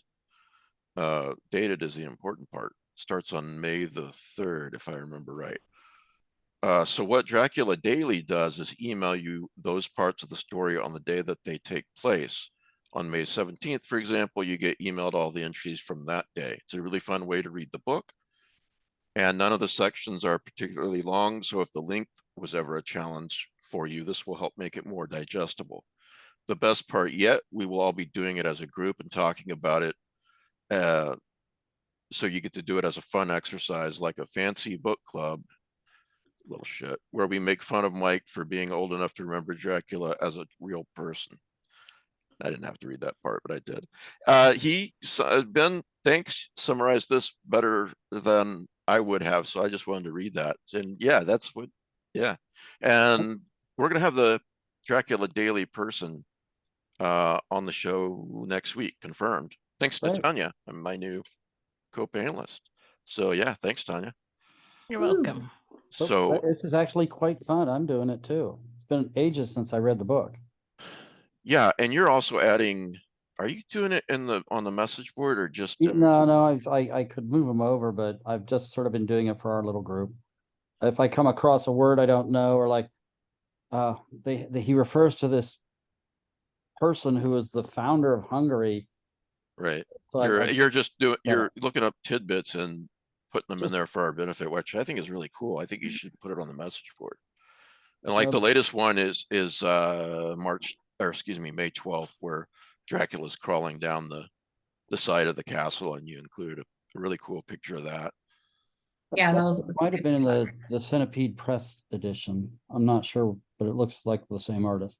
Centipede Press is an edition of Dracula. I'll bet that's well, they've got an awesome. edition of Frankenstein, of Dr. Jekyll and Mr. Hyde. But if you're going to buy a copy of Dracula, this is the one you should get because of the great annotations by Leslie Klinger. That's very true. I don't have that. I have the Jekyll and Hyde Leslie Klinger. I'm gonna either save up or con lesson to just send me a copy. I do have this though. Got this for Christmas. I think it was last year. Gorgeous. I Edward gave that to my son for Christmas. I know. As Pete, I'll stop. I'll head Pete off of the pass. Say this is like a second edition or something, and he keeps bragging that he has the first edition, but it's still pretty cool. I don't have the first I edition. only Mine have the signed by lowly Gory. penguin. Oh gosh, wait. Edward Gorey, wow. Yeah. that No one's the from Yeah. the Greg Hildebrand Oh, that's so cool. illustrations. I That's clearly need really to get good. a non-penguin version of Dracula because those look super cool. Yeah. Gosh, I've had this one for ages. Who's that artist? That's It's Hildebrand. Greg Hildebrand. Oh, yeah. okay. But this edition is this unicorn classic has been set from the original 1897 edition from the personal collection of Germaine Hildebrandt. Nice. Or are those the art by Edward Gorey? This one here, not Bridget's. Yeah. It's like I already have 2 editions of Dracula. I don't need a damn third one. You need the But Edward it's Gorey one. gory. Yeah. Actually, I'm Yeah, wearing Gorey. an Edward Gorey bat today. And Oh, nice. Great. Very nice. Yeah, and most importantly, it's got the bats on the edge. So that's so that's That is super cool. That's on my wish list Oh, for sure. yeah. I think this edition's only like $25 or something. I don't know. Man, I should have asked for that for Mother's Day. Wait, That's too late. Mine has movie posters. Oh, that's There's a cool lot of too. great editions. Yeah. Mike, put that book up again with the on the side. On the side. Okay. All right. So There we go. I'm sure people know this, but there are books where if you look at them on the side, they're just normal. But then if you just shift so that the text is at an angle, it reveals a picture. I'm going to ask you this as a friend. Yeah. What drugs have you taken today? Today I took my lithium, my Adderall, There you go. Ritalin, metformin, and Oh, yeah. Lopamine. That's how you know you're old. You're on the metformin. I'm on the metformin. Glixandi, glucophage, simvastatin. All right, you can stop. Okay. We weren't really interested. It was It was a rhetorical question. It's rhetorical I'm because I sorry. assumed you never had taken a said- narcotic of some sort. I'm I glad never you learned to answered speak honestly, rhetorically. though. Yeah. I'm not looking So forward to 50.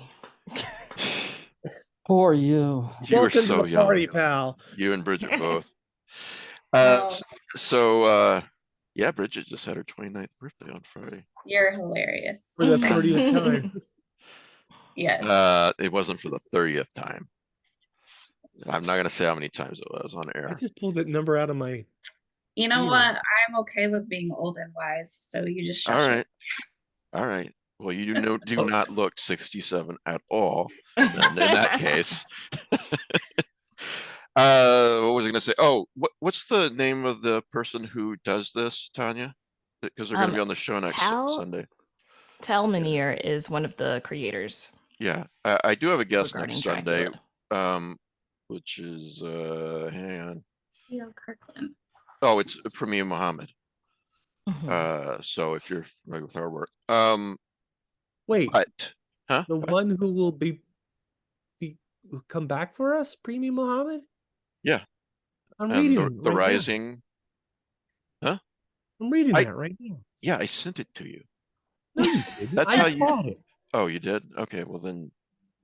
Well, all right, you're not a digital person anyway, so yeah. Anyway, they're going to be here, but I also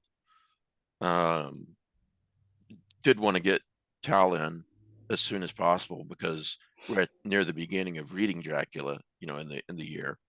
So, we'll talk to them for a few minutes. So, anything else you want to say about the Dracula Daily, Tanya? I think we should just really briefly discuss where we're at in the story too. Matt's probably Yeah. I'm not great at giving summaries, so if someone else Matt can wants do to that, take it. but if you want to say anything about Tal or if we're done for now. Okay. Yeah, I mean, I could say a few words about Tal and Sure. like the whole project. They raised something like $28,000 on Also Seed doing a and print book. Spark. Plus, they had a grant. Nice.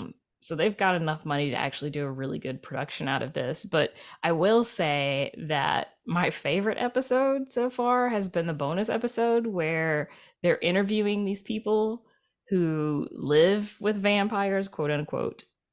And it's just like super Is this interesting. at the end of the Dracula, at the end of the novel that they send out? No, this is like something they did on their own. It's just a bonus episode where they're like interviewing a couple of people who basically like live with vampires and asking about like what challenges do vampires have and I'll have to check that are you out. going to be a vampire kind of thing, and outing celebrities as vampires. So it's very, very interesting. Like it's this interview that, basically treats the world of Dracula like it is a real thing and that people are still a part of it, which I really, really enjoyed. I mean, I'm enjoying like just, the regular episodes as well, but I thought that bonus episode, it was so unexpected and it was so interesting and well done that they, are kind of using that to build this world in a modern way so that it fits into Dracula and showing, that vampires still exist and they, they're still following all these rules that they had,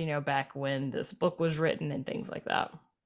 So we'll talk more about that next week, but before Matt gives a summary, I'll just say that I really love their little summations. Like May 3rd, meet Jonathan Harker on a fun road trip for work as he collects some new recipes. Yeah. May 4th, Jonathan feels ridiculous but also uncomfortable. May 7th, in which the Count apologizes for his poor English. May 8th, in which Jonathan learns that shaving can get dicey. I feel like Tal must have written those. I'd be really interested to find out if they did. Introducing Mina, who has some neat Transylvanian recipes coming her way. So yeah, it's pretty neat. So just Google Dracula Daily. We'll be talking. You can, by the way, you can still sign up. Yes. They'll start you up where they are. Yeah, and then you could just read May 3rd and catch up. And read the entries that came before. So if you want to get in on it, you're not too late. Yeah. You want to summarize where we're at right now? Sure. We're the last entry was from May 12th, so there's going to be another entry tomorrow, and it's where Jonathan Harker first of all found out that the Count was employing multiple other solicitors, so he doesn't want everybody to know all of his dealings in London. He also realized he's alone in the castle with Dracula. There are no other servants. The exits are barred. And there's no way out. And so he's looking over at Dracula's room out of his own window, and he sees the Count come out of his window and crawl headfirst down the castle. And that was, I think, the end of the entry for the 12th. So it's like, well, this is normal. My jailer is crawling down the castle.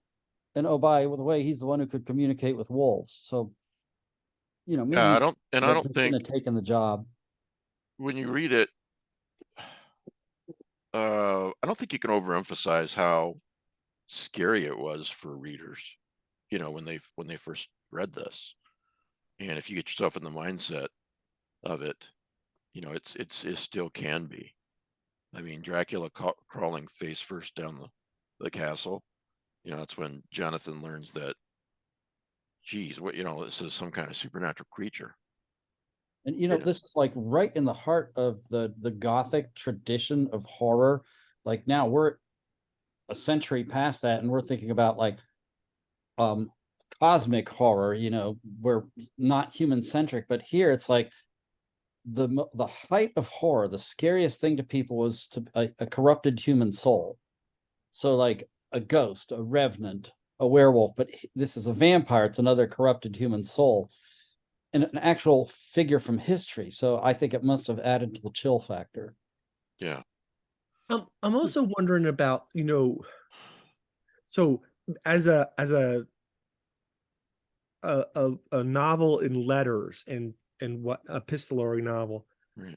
you know, for a lot of people, that was at the time how they got their news.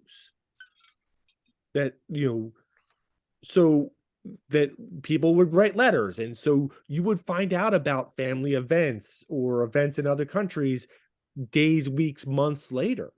So in many ways, it's the most immediate way of sending out a story. So we have seen where in more recent years, where radio plays have been interpreted as actual events and people panic. And television shows have been interpreted as actual events and people panic. There's no reason why you wouldn't expect the same kind of level of fear being generated by letters being sent. That's an interesting point. Even though in its fiction, it still creates that atmosphere. Right, because you're adapting that medium for your horror. I want to explore this idea a little bit. There actually might be a novel or something in here to talk about. There you go. What? I said, there you go. Yeah, no, it's an interesting idea that the immediacy of the medium is important at the time.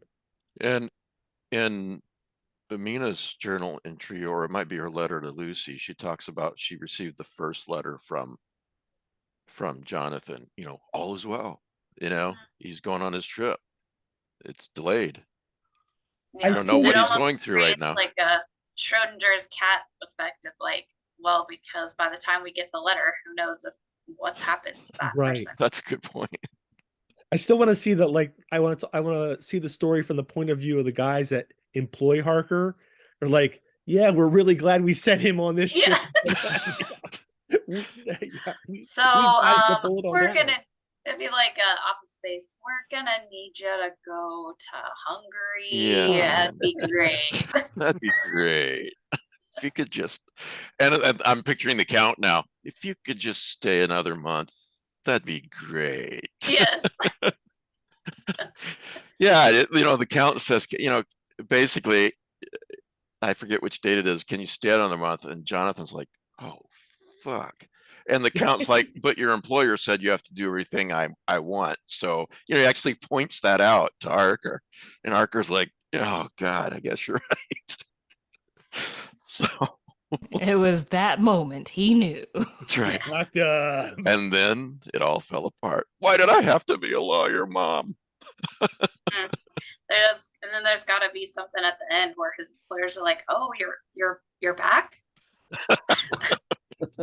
Fuck, we gotta pay you now. So anyway, yeah, Dracula Daily. Check it out. Someone asked, and I thought this was a good idea to ask you guys, and I've given you no warning. What's your favorite? The other day was it was Matt. It was you, Matt. It wasn't on Twitter. It was on Facebook. What? Yeah, it was you. Yeah, I blame you. Twilight Zone Day. Was Friday, right? Yeah. Yeah. So you asked what's your favorite Twilight Zone episode. So I'll ask you guys that. Anybody who wants to answer. Mine is and when the sky is opened. because I've had time to think about it. But that Oh, actually, that is a good one. I didn't have to think about that one. That's cosmic horror on the Twilight Zone. So, yeah, that's It's so hard to pick just one, honestly. Pick a couple. Yeah. Of course, that one's an adaptation of a story by Matheson. So there you go. Yeah, all of those are so good. Yeah. I think It's a Good Life for me was really terrifying when I was watching it when the show first came on. Is that the one with the kid? Yeah, Billy Yeah. Money. Oh yeah, that's horrifying. Yeah. I think Time Enough definitely is up there. Oh, it's so sad. It is so sad. And Monsters Can on Maple Street is amazing. Let's see if the guy at the end of Time Enough had had a Kindle, he could have enlarged the print. And he Oh would my have been gosh. fun. Yeah, but there was no place to plug that Kindle in. Right. That's true. No, have no electricity. infrastructure is left. The Howling Man. Oh, yes. That's Charles really Beaumont good. story. Oh, yeah, that's Oh, really good. Like, yeah. yeah. I loved The Invaders. That's probably my favorite that? episode. Trying to remember what's the Invaders? I The can't remember. Invaders is the one with Agnes Moorehead. Like, there's hardly any dialogue in the whole thing, and this spaceship lands on top of her house, and Oh. she's defending herself from Yes. these miniature The little people. Yeah. spacemen. Yeah. That turn out being, well, spoilers, U.S. Air Force. Yeah. If you Well, haven't that's seen cool. it by now, If you haven't Right. seen it by now, Yeah. you've had 7 Yeah. years. I If you think haven't seen it more by than half now, a century is don't enough need time to. to spoil things. you're past the 5-year yeah. Rollick rule. Yeah. But yeah, I mean, like the twist Spoilers. is great, and I also really love it for just like the way that it tells a story without using words. And like the Yeah. episode is still so tense, even though no one's really saying anything. It's just a great exercise, I think, in studying how to tell story via different aspects of story, whether it's words or sound or visuals. Just an excellent example. Anybody else? To Serve Man. Sorry. To Serve Ah. Man. Yeah. Oh yeah, Oh, of course. yeah. Classic. Yes. Been done well on the Simpsons. Redone well on the Simpsons. I was at a conference once and saw someone that had a journal that had, the writing that's on, the How to Serve Man, like on the book. And I saw Yeah. them in the audience and I was like, oh my God, is that what I think it is? And, I was freaking out, and then they were freaking out Right. that, like I noticed and actually cared. And it was a great moment. And then they were like, it's not real. Don't worry. Yeah. I mean, it was just like a journal. Like she was writing in it and everything. And I was like, I need that. Yeah. Okay. So I don't know why anyone didn't tell me that there's going to be a Beetlejuice 2 and that Keaton's in it, but Wait, I had the Yeah. trouble with the trouble with Templeton. all right, we're going back. All right. Yeah, that one's a good one. Do you know this one, Uh, Mike? The trouble with Templeton. I will Wasn't he probably the if you tell me rat? the plot. Wasn't he the he's rat in not the Charlotte's rat. Web? That's I'm pretty exactly sure. right. I'm pretty sure he was the rat in Charlotte's Web. Remember, a fair is a fair, a simple smorgasbord. You know that whole thing. I think Paul Lynde did his voice. He did. That was Paul Lynde. Yeah. Was that before or after? It he was put not. the- It was not an episode of the Twilight Zone, Mike. It was. I know there was a Uh-huh. talking. There was a talking rat in it, but still, Pete. I mean, not Mike. I do not remember the plot. No, Peter. I don't. Yeah, I'm trying to remember. Of Charlotte's Yeah, but Web, it's okay. There's a No, I remember pig, Charlotte's right? Web. She's delicious. So the trouble with Templeton is about this old aging actor who, Paul Lynde. you know what? I'm just gonna It won't Please. give screw him you the, guys. They won't give him I'm the center going square. home. They won't give him the center square in Hollywood Squares anymore. And he's really upset about that. Well, you commit murder, they won't give you that square anymore. Please do go on, Pete. What's it about? The trouble with Templeton is about an aging actor who time slips and goes back to, and he visits the theater where he did most of his work. Whoa. I thought you hated time travel. You made a point of this. I hate time travel in Star Trek. Star Trek? That's not what you said. I hate time travel. I think it's a weak and if it's not the point of this of the whole story, I think it's a weak way of resolving issues that you will go ahead. I have a whole Have shelf another of time stroke. travel books, but go on. Have All a right. stroke. So despite this, you like this episode? Yeah, he goes back in time and he's talking to all the people and like they all dismiss him, and he's like he's trying to reminisce and tell them how much he loves them and misses them, and they're all just yeah, you're we never really liked you anyway. I don't remember this one. And he accidentally picks up a script, and when he steps back through time, he still has the script, and he looks down at the script, and the script is titled "What to Do When Templeton Comes Back." And like, so they had Dun, this dun, whole plan of dun. how to get him to go back into the future rather than to stay.